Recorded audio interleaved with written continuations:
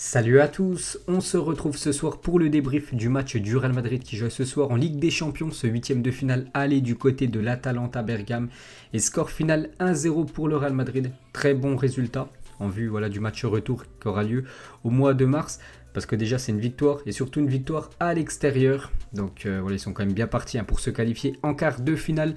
Donc on va parler de tout ce qui s'est passé ce soir tout au long de ce match. Et en deuxième partie de vidéo, on notera les joueurs merengues. Donc déjà, belle victoire du Real Madrid. Un but inscrit par Ferland Mendy. Je pense que c'est la meilleure recrue comme du Real Madrid sur ces 2 dernières années. C'est vrai que le Real Madrid a quand même injecté beaucoup d'argent. Par exemple sur Eden Hazard, plus de 150 millions d'euros.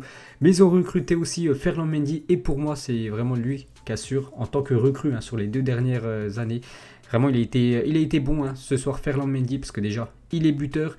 Et c'est grâce à lui, on va dire que le Real Madrid a joué quasiment toute la rencontre avec un joueur en plus, vu que l'équipe de l'Atalanta Bergame a pris un carton rouge à la 17e minute. Donc voilà, avec un joueur en moins, bien sûr, c'est beaucoup plus compliqué. Donc le défenseur de l'Atalanta Bergame a fait faute sur Ferland Mendy. Donc bien sûr, élu homme du match, le défenseur français. Donc sinon, pour parler du match, donc une première mi-temps, on va dire quasiment 50-50. Pourtant le Real Madrid joue quand même avec un joueur en plus. Mais voilà, l'équipe de l'Atalanta Bergame a arrivé à bien résister en première mi-temps. Bon, la deuxième mi-temps, ça a été autre chose. Ça a été complètement un attaque-défense. Et à la fin du compte, je crois que c'est à la 86e minute qu'ils encaissent ce but, cette équipe de Bergame. Ils prennent un but. Et bon, ça va être compliqué pour eux par rapport au match retour. Le mois prochain, on peut voir les stats du match. Bien sûr, en nette faveur du Real Madrid, que ça soit au niveau de possession de balle. 70% de possession de balle pour le Real Madrid. Voilà, c'était... ils avaient tout le temps le ballon, donc c'est normal qu'ils ont énormément de possession. 18 tirs quand même pour le Real Madrid, 4 tirs cadrés, 0 tirs cadrés pour l'Atalanta Bergame. Pourtant c'est l'équipe quand même réputée avoir énormément d'occasions, marquer beaucoup de buts, mais avec un joueur en moins, c'est beaucoup plus compliqué. Sinon toutes les stats sont en faveur bien sûr du Real Madrid. Plus de 809 passes pour le Real Madrid, seulement 372 pour l'équipe de l'Atalanta Bergame. Donc voilà, pour parler du match, c'est plutôt logique quand même que le Real Madrid s'est imposé. Tout à l'heure ils l'ont dit à la télé, le Real Madrid je crois c'est plus de 600 matchs je crois en Ligue des Champions, alors que l'équipe de l'Atalanta Bergame c'est seulement 15 matchs en Ligue des Champions, si on compte les matchs l'année dernière bien sûr. Le Real Madrid a beaucoup plus d'expérience que cette équipe de Bergame et ça se ressent au résultat. Donc parfait pour le Real Madrid. Qui est quasiment qualifié, parce que je pense qu'ils feront le taf au match retour. Bon, bien sûr, on verra ce que ça donnera le mois prochain. Donc maintenant, on va noter les joueurs du Real Madrid. Malgré, n'oubliez pas que Zinedine Zidane avait énormément d'absents. Il y avait quand même Sergio Ramos en taulier, Marcelo aussi qui n'était pas là, Eden Hazard, Karim Benzema qui a beaucoup manqué. Je pense Benzema aurait été titulaire ce soir. Je pense que le Real Madrid aurait marqué bien plus tôt dans la rencontre. Bref, il n'était pas là. Le Real Madrid s'est quand même imposé grâce à Ferland Mendy. Donc on commence comme d'habitude avec le gardien. Donc Thibaut Courtois. Donc il n'a rien à faire ce soir. Thibaut Courtois, un match très tranquille de sa part. Je vous ai dit, l'équipe de Bergame c'est 2 tirs. Et c'est 0 tir cadré. Donc il n'a rien à faire. Donc je mets une note de 7 vu que son équipe s'est imposée. Il a fait un clean sheet. Donc voilà, c'est un bon match. Donc on ne peut pas dire grand chose sur le gardien belge. Ensuite, l'homme du match, Ferland Mendy. Donc pour moi, c'est la plus haute note des joueurs du Real Madrid. Donc pour moi, ça sera une note de 8. Très bon match. Donc déjà, il est décisif. Le Real Madrid, je pensais ils pouvaient jouer 3 matchs d'affilée sans marquer. J'avais l'impression. Puis il a quand même décanté la situation. Et surtout, il a marqué du pied droit. N'oubliez pas que c'est un gaucher. Mais il est vraiment habile avec les 2 pieds.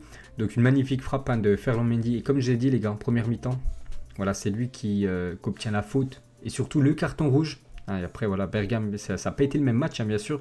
Donc il a été doublement décisif quand même Ferland Mendy. Donc bien sûr c'est lui qui a la plus haute note. Une belle note de 8 pour le défenseur français. En espérant que Deschamps ait vu le match ce soir et qu'il l'appelle pour le prochain rassemblement.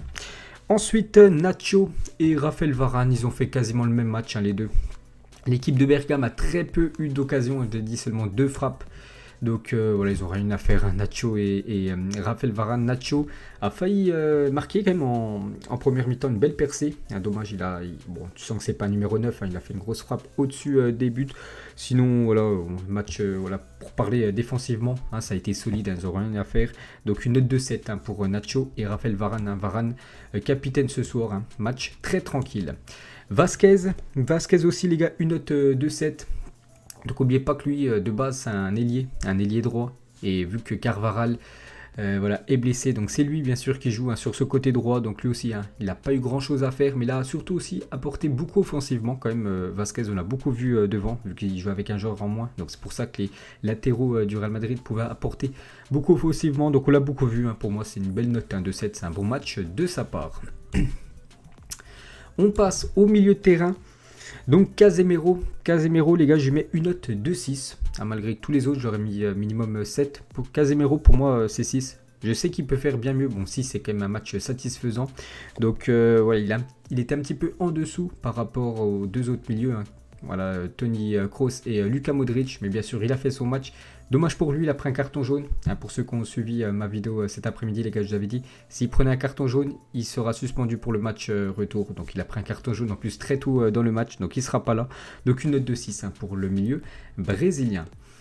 Ensuite, Toni Kroos, donc bon match hein, de Toni Kroos, il a touché beaucoup de ballons, hein, je pense, voilà, le Real Madrid a touché plus de 800, enfin il y a eu 800 passes à peu près, je pense qu'il a dû toucher à peu près une centaine de ballons, hein, voilà, Toni Kroos, vraiment un aimant à ballon, il a fait quelques frappes, bon des frappes peu dangereuses, mais bon voilà, il a tenté, hein, parce que voilà, le Real Madrid n'arrivait pas du tout à débloquer la situation, donc il a tenté pas mal de fois, ça change, c'est bien, hein, voilà, de temps en temps il faut changer bien sûr. Voilà comment essayer de marquer des buts. Donc pour moi c'est une note de 7 hein, les gars. Toni Kroos et la même chose aussi pour Luka Modric. Hein, les deux je mets 7 et 6 Casemiro. Luka Modric aussi un bon match de sa part. Une belle note de 7.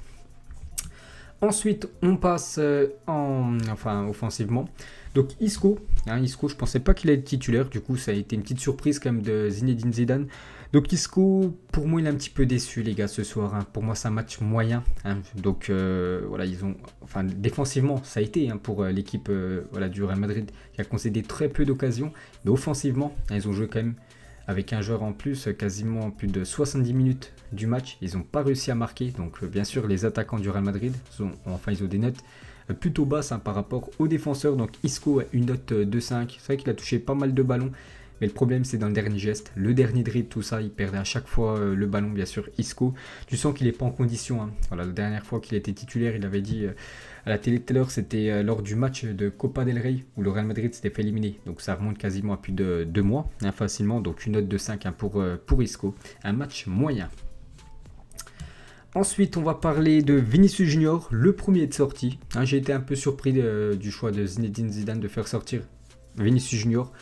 Donc déjà c'est une note de 6, hein, c'est un match satisfaisant. Bon, ça n'a pas été un gros match de Vinicius Junior, mais lui au moins tentait. Tentait grâce à ses dribbles, là, sa vitesse. Il gênait hein, les défenseurs de l'Atalanta Bergame. Donc surprise hein, quand même que Zidane les fait sortir aussitôt dans le match. Donc une note de 6 bien sûr, bien sûr, il va vite tout ça. Le problème, c'est que c'est trop brouillon. Voilà ce que propose à chaque fois Vinicius Junior. Donc une note de 6. Et celui peut-être qui a le plus déçu ce soir, hein, côté Real Madrid, Asensio. Hein, voilà, vraiment, ça devait être lui le leader de l'attaque, en l'absence bien sûr par exemple de Eden Hazard ou surtout de Karim Benzema. Et on l'a très peu vu les gars ce soir, Asensio, donc c'est une note de 4. Hein. Voilà, il n'y a plus qu'à pas la moyenne, c'est quand même insuffisant ce qu'a fait Asensio, on l'a très peu vu. Puis le peu de fois où on l'a vu, ben, voilà, ça a été très moyen, les choix. De sa part. Donc voilà les gars, toutes les notes côté Real Madrid, donc je vous ai dit hein, les tops. Pour moi, bien sûr, Ferland Mendy. On pourrait mettre aussi Toni Kroos, Modric et aussi Vasquez. Et les flops, hein, on pourrait mettre Asensio et Isco. Donc voilà les gars, la fin de ce débrief entre l'équipe de l'Atalanta Bergame et l'équipe du Real Madrid. J'espère que ça vous a plu. Donc voilà, c'est quand même une belle victoire hein, du Real Madrid. Une très belle option prise hein, pour se qualifier pour les quarts de finale. Hein, peut-être ils iront un petit peu plus loin que l'année dernière. N'oubliez pas que l'année dernière, ils avaient sauté dès les 8e contre l'équipe de Manchester City. Allez, moi je vous laisse. N'hésitez pas à mettre en commentaire hein, ce que vous avez pensé du match. Ciao à tous et bonne nuit.